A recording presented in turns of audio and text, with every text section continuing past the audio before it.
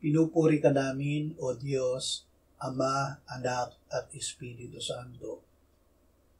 Salamat, Ama, na ibinigay mo sa amin si Jesus na iyong anak, na namatay para sa aming kasalanan, iyong muling binuhay, iniakyat at iniluklok sa iyong kanan sa langit.